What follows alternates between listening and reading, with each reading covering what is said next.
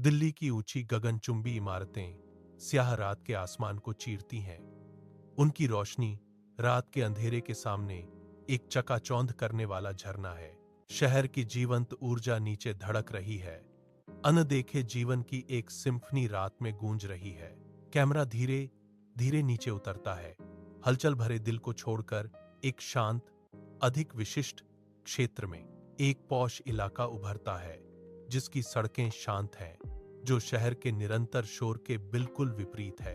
एक अकेला शानदार घर खड़ा है, जिसकी खिड़कियां एक नरम, आमंत्रित करने वाली रोशनी से जगमगा रही हैं। गर्म चमक अनगिनत कहानियों का संकेत देती है। शांत अंधेरे में एक चमकदार प्रकाश स्तंभ, एक आलीशान बैठक कक्ष भयानक अराजकता में डूबा हुआ है। व्यवसायी का शव पॉलिश किए हुए फर्श पर बिखरा पड़ा है। फर्नीचर उलटा पड़ा है, कागज बिखरे हुए हैं, जो हिंसक घुसपैठ का एक स्पष्ट प्रमाण है। पुलिस गतिविधि की नियंत्रित तात्कालिकता से कमरा गूंज रहा है, जो शानदार माहौल के बिल्कुल विपरीत है। फोरेंसिक विशेषज्ञ भयानक सटीकता के साथ आगे बढ़ते हैं। उनकी जानबूझकर की गई हरकतें उस भयानक दृश्य को चीर देती हैं। इंस्पेक्टर रिया कपूर तेज और केंद्रित दृश्य का जायजा लेती हैं। उनकी निगाहें तीव्र और अडिग हैं। उसके चेहरे पर एक गहरी गंभीरता छा जाती है जब वह अपने सामने के भयानक रहस्य का सामना करती है। पुलिस स्टेशन का वीरान बांझ स्वागत क्षेत्र एक असहज चुप्पी से गूंज रहा है। एक बेदाग सीलबंद लिफाफा पॉलिश किए हुए काउंटर पर स्पष्ट रूप से रखा है, जो अनदेखे घटनाओं का एक मूक अग्रदूत है। रिसेप्शनिस्ट, जो शुरू में बेखबर थी, नीचे देखती है। उसकी आंखें अप्रत्याशित पैकेज को देखकर थोड़ी चौड़ी हो जाती हैं। वह रहस्यमय लिफाफे के लिए पहुंचते हुए जिज्ञासा और आशंका के मिश्रण में अपनी भौहें सिकोड़ लेती है। उसकी उंगलियां कुरकुरी कागज के चारों ओर नाजुकता से बंद हो जाती हैं। उसकी सामग्री का वजन अभी भी अज्ञात है। वह अपनी निगाहें उठाती है। एक खामोश सवाल रिया की ओर जाता है, जैसे अचानक आगमन का स्पष्टीकरण मांग रही हो। सुबह की धूप जो पर्दों से छनकर आ रही थी, रिया के ऑफिस में लंबी छायाएं डाल रही थी। एक नया दिन एक अशुभ संकेत के साथ शुरू हो रहा था। रिया अपनी डेस्क पर बैठती है। उसकी उंगलियां कुशलता से एक लिफाफा खोलती हैं, जो उसके दिन की एक सामान्य शुरुआत लगती है। अंदर एक आदमी की तस्वीर उसे घूरती है। उसकी छवि शांत सुबह के बिल्कुल विपरीत है। छवि के नीचे एक डरावना सवाल छपा है, अगला कौन? शब्द हवा में लटके हुए हैं, एक खामोश खतरा। रिया की आंखें फटी रह गईं। उसकी नजर तस्वीर पर टिकी हुई थी। अचानक एक ठंडी दहशत ने उसके दिल को जकड़ लिया। उसके पेट में एक गांठ पड़ जाती है। खामोश सुबह एक खौफनाक संदेश से टूट जाती है, जिससे वह बेदम और भयभीत हो जाती है। चमकती बत्तियों वाली पुलिस की गाड़ियां शहर के एक पार्क में उमड़ पड़ीं। उनकी चमकदार धारियां दिन के उजाले को चीर रही थीं। एक घनी भीड़ और मीडियाकर्मी पीले टेप से सटकर खड़े हैं।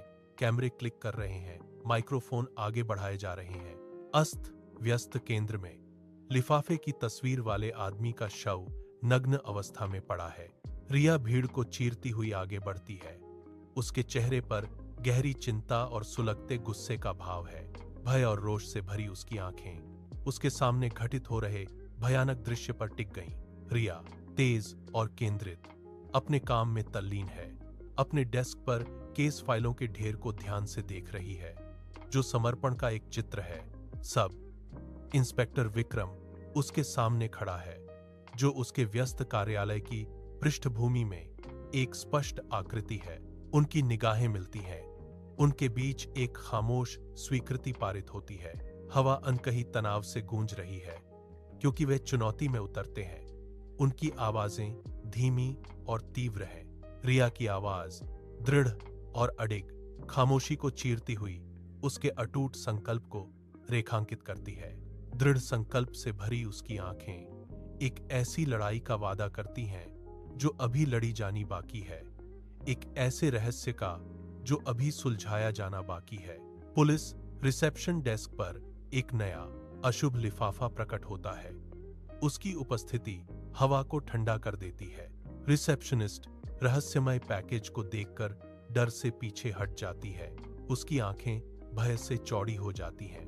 घबराई हुई उसने तुरंत रिया को पुकारा। उसकी आवाज मदद के लिए एक हताश विनती थी।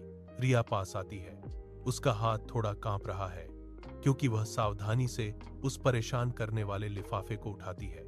शांत कार्यालय में रिया की उंगलियां कांप रही थीं। जब उसने एक सील लिफाफा खोला, कागज अशुभ रूप से सरसरा रहा था। उसकी आंखें सिकुड़ गईं।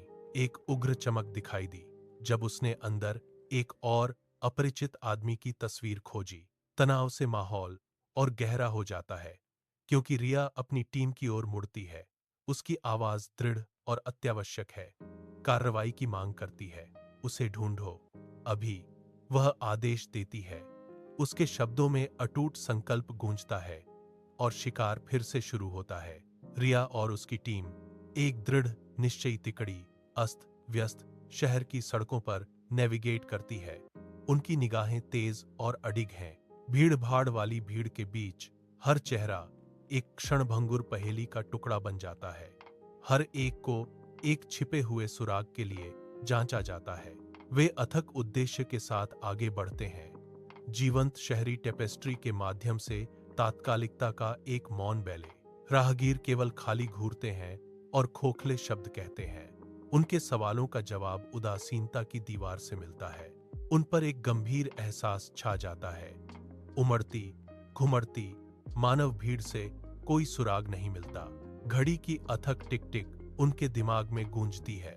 यह एक भयानक अनुस्मारक है कि समय एक विलासिता है जिसे वे वहन नहीं कर सकते। 2 दिन बाद शहर के बाहरी इलाके में मंजर पहले से भी ज्यादा परेशान करने वाला है। निराशा का एक खौफनाक नजारा। रिया का चेहरा कच्चे दुख से विकृत हो जाता है।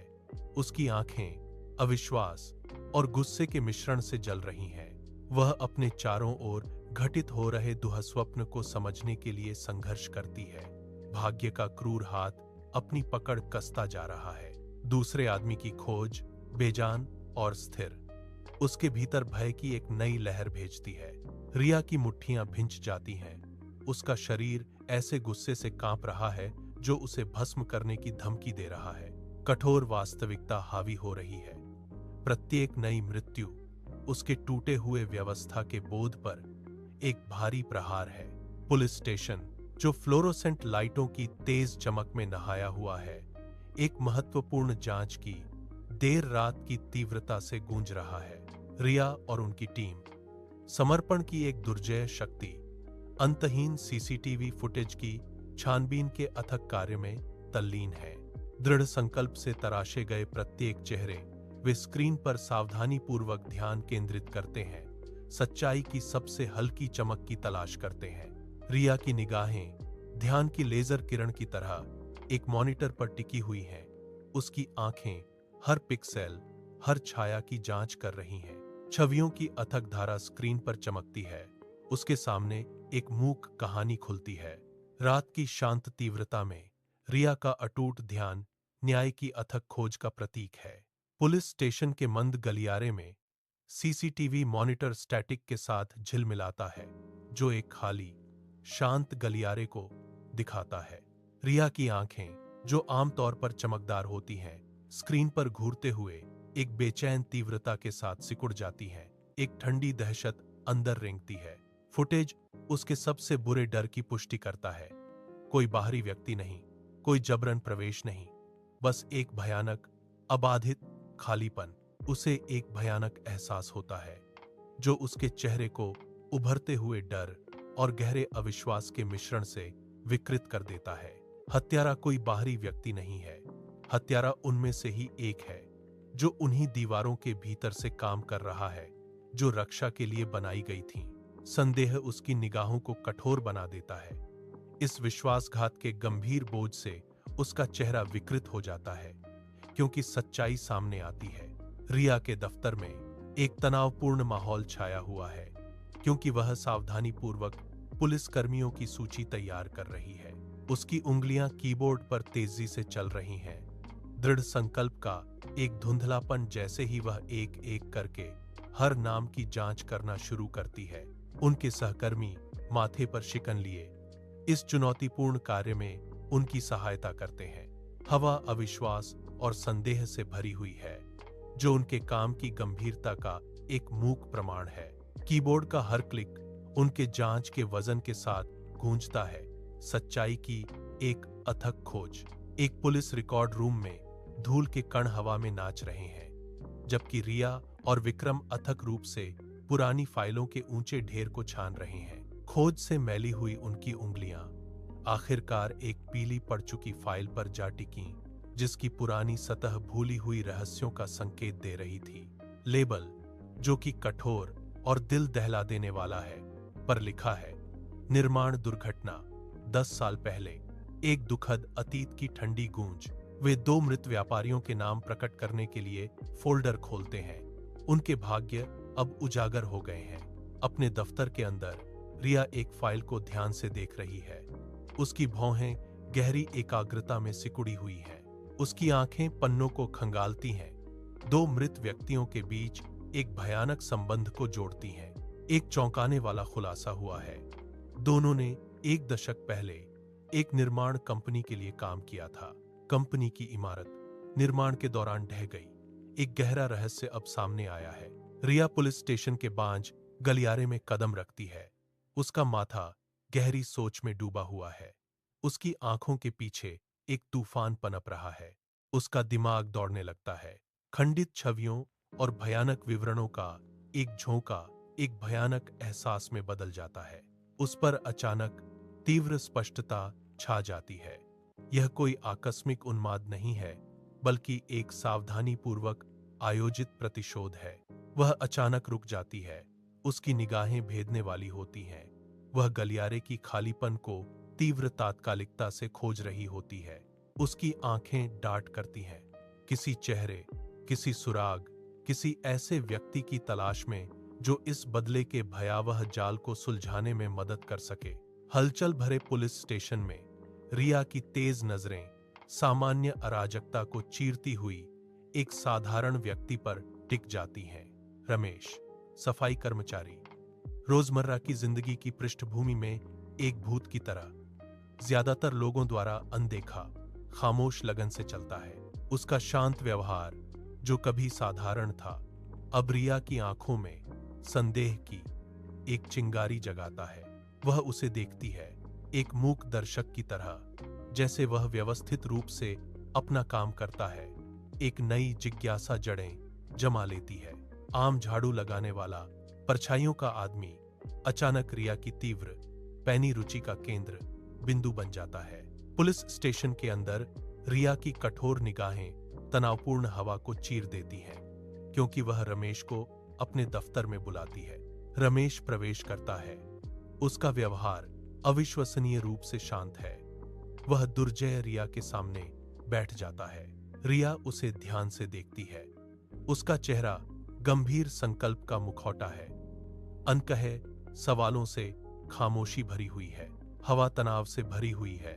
उनके बीच इच्छा शक्ति की एक मूक लड़ाई चल रही है।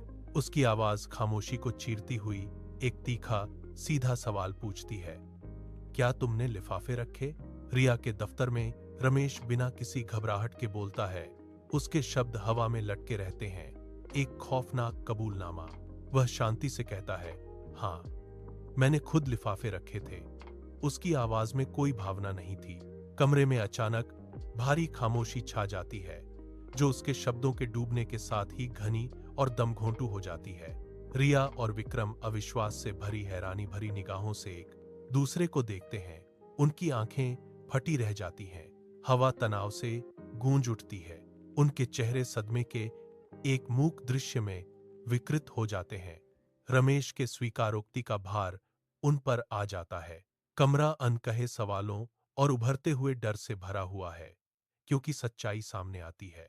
एक तेज रोशनी वाले दफ्तर में रिया की आंखें संदेह से सिकुड़ जाती हैं जब वह रमेश का सामना करती है। हवा में एक स्पष्ट तनाव भर जाता है। विक्रम रिया के बगल में खड़ा है।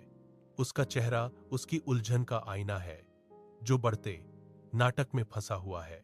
रमेश एक हल्की, बेचैन करने वाली मुस्कान देता है। उसकी निगाहें रिया की तीव्र निगाहों को पकड़े हुए अडिग रहती हैं। रिया की आवाज खामोशी को चीरती हुई, तीखी और इल्जाम लगाने वाली निकली। तो तुमने उन सबको मार डाला। रमेश की बेचैन करने वाली मुस्कान वैसी ही बनी रहती है, जबकि वह शांति से इनकार करता है, मैंने किसी को नहीं मारा। अपने कार्यालय में डेस्क लैंप की कोमल रोशनी केस फाइलों के एक ऊंचे ढेर को रोशन करती है, जबकि रिया की उंगलियां अधीरता से टैप कर रही हैं। पुनः व्यवस्थित किए गए पोस्टमार्टम रिपोर्टों का एक ताजा ढेर उसके सामने रखा है, जो पॉलिश की हुई लकड़ी पर एक अशुभ उपस्थिति का एहसास करा रहा है। जैसे ही रिया रिपोर्टों की जांच करती है, उसकी आंखें चौड़ी हो जाती हैं और उसके होठों से एक तेज आह निकलती है। उसका संयम टूट जाता है। रिपोर्टों का चौंकाने वाला सच सामने आया है। सभी मौतें आत्महत्याएं थीं। एक भयानक, अप्रत्याशित मोड़। रिया दस्तावेजों को घूरती है। उसका चेहरा घोर अविश्वास में जम जाता है। खुलासे का बोझ भारी पड़ता है। रिया के शांत दफ्तर में रमेश अकड़ा हुआ बैठा है। उसकी निगाहें उसके पार एक अनजानी जगह पर टिकी हुई हैं। उसके चेहरे पर गहरा दर्द उकेरा हुआ है। एकमात्र आवाज़ एयर कंडीशनिंग की धीमी गूंज है, जो रमेश के अंदर चल रहे तूफान के बिल्कुल विपरीत है। उसकी आवाज धीमी और स्थिर खामोशी को चीरती है।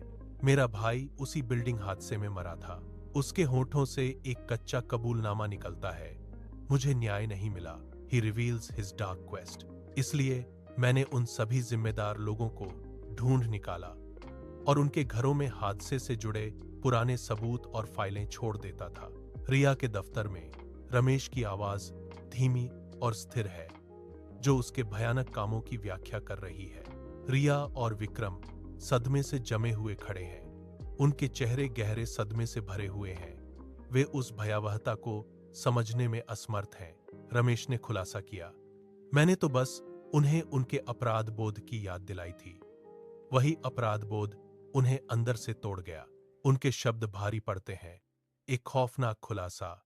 जैसे ही वह निष्कर्ष निकालते हैं, उन्हें अपनी जान लेने के लिए प्रेरित किया। रिया के दफ्तर की खामोश खामोशी में एक महसूस किया जाने वाला तनाव हवा में भारी है, जो अनकही प्रत्याशा से भरा है। रिया, उसकी निगाहें अडिग और तीव्र थीं, थोड़ा आगे की ओर झुकी हुई थी। उसकी मुद्रा में एक खामोश चुनौती थी।